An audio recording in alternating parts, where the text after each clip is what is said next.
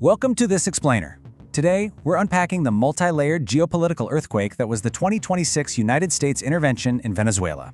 We are looking at a truly unprecedented moment where international law, covert military action, and, of all things, internet gambling just violently collided. It's a story that genuinely feels like a Hollywood political thriller. We've got clandestine raids, high-stakes offshore betting, and a massive constitutional crisis playing out right this second in a Brooklyn courtroom.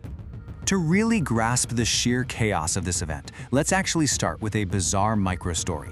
Imagine betting on a geopolitical crisis and walking away with a cool $400,000. That is exactly what a US soldier pocketed. They literally cashed in on the fall of a foreign leader by predicting a military action that they personally had inside knowledge of. So you have to ask, how on earth did a member of the military capitalize on highly classified intelligence to cash out on the polymarket prediction platform just days before a massive raid? It sounds completely made up, right? But it happened right out in the open, blending top-secret operations with the Wild West of Web3 prediction markets. Okay, here's our roadmap for today. We're going to cover the polymarket betting scandal, the 2026 intervention itself, the legal battles over in New York, the intense debates surrounding the whole thing, and finally, the aftermath on the ground in Venezuela. Let's kick things off with Part 1, the polymarket betting scandal. Think about this timeline for a second. U.S. Army Master Sergeant Gannon Ken Van Dyke wasn't just some casual news junkie. He was an active-duty Special Forces soldier stationed at Fort Bragg, actively involved in planning a covert raid. Between December 27th and January 2nd, he starts moving serious money, $33,000, onto Polymarket. He is actively betting that Nicolás Maduro would soon be out of office and that U.S. forces would enter Venezuela. The sheer brazenness of it is just astounding, mostly because the very next day, January 3rd, the massive international raid he was helping plan actually went down. Unsurprisingly, this set off massive alarm bells across the intelligence community. Van Dyke gets arrested and pleads not guilty to 5 criminal counts, including wire fraud and theft of non-public government info. Now, the reason this is making such huge waves globally is because it's a total first. The US Justice Department has literally never had to prosecute insider trading on a digital prediction market using top-secret military intel before. We are looking at a brand new frontier where modern decentralized finance meets clandestine warfare. All right, zooming out a bit, let's get into Part 2, the 2026 intervention itself. The core of the story is that on January 3, 2026, U.S. military forces executed an incredibly complex raid right in Caracas. Ultimately, they captured a sovereign nation's sitting leader, Nicolás Maduro, along with his wife, Celia Flores, and immediately flew them to the United States to face federal charges. It is so incredibly rare in modern history for a superpower to just drop into a foreign capital and militarily extract a sitting head of state.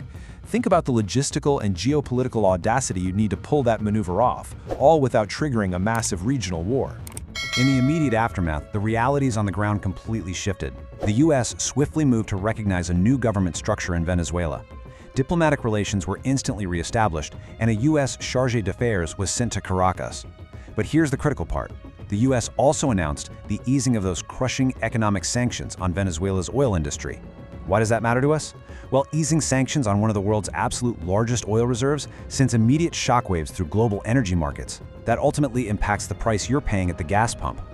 The whole geopolitical chessboard was basically flipped overnight. Which brings us to Part 3, legal battles in New York. The fallout from this intervention has created a totally surreal showdown in court. Picture this scene.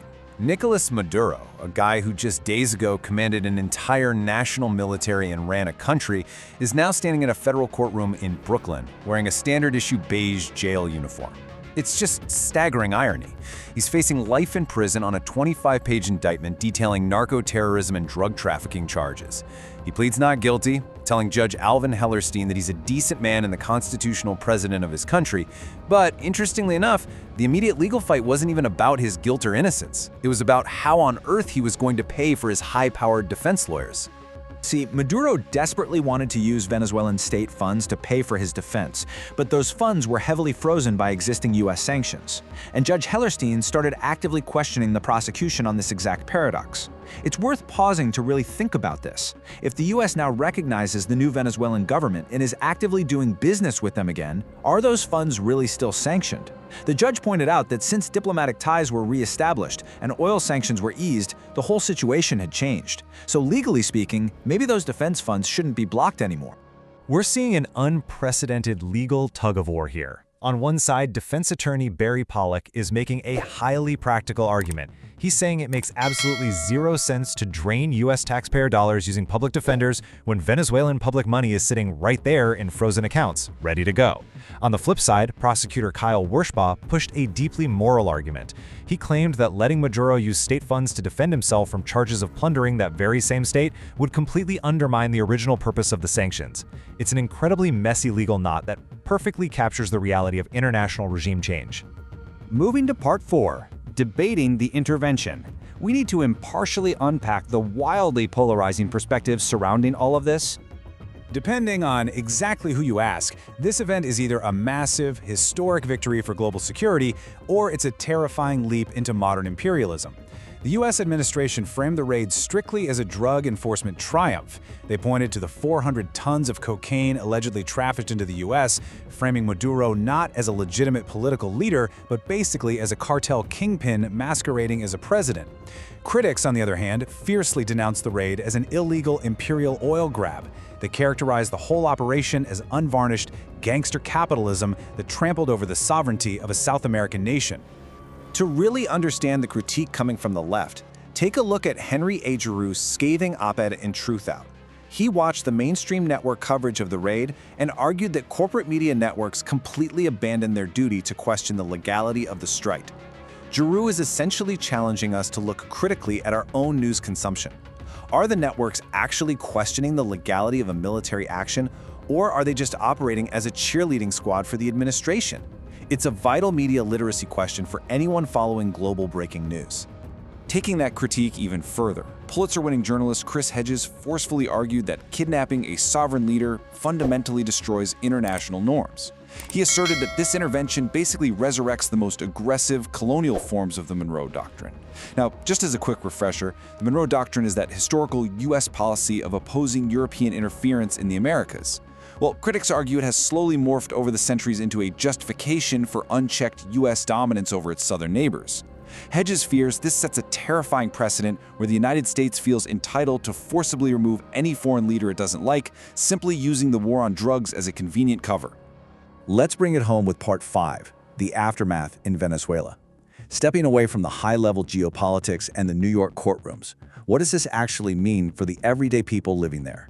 Because, despite the dramatic leadership change, the sudden warming of U.S. relations, and the rapid easing of oil sanctions, the economic reality on the ground is still deeply bleak. Acting President Delcy Rodriguez has taken over, but just let these numbers sink in for a second.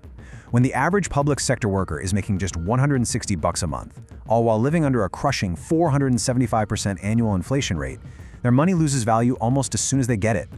The high-stakes political drama in Washington means absolutely nothing if you're a family in Caracas who still can't afford basic groceries. The macroeconomics just haven't fixed the micro-reality yet. As we wrap up this explainer, I want to leave you with a provocative thought to consider. When a superpower uses military force to directly extract a sitting president from their own country, does this intervention represent a bold new era of enforcing global justice against corrupt leaders? Or does it write a highly dangerous new playbook for international relations where sovereignty is entirely erased and might simply makes right? Really think about what this means for the global order the next time a major geopolitical crisis erupts.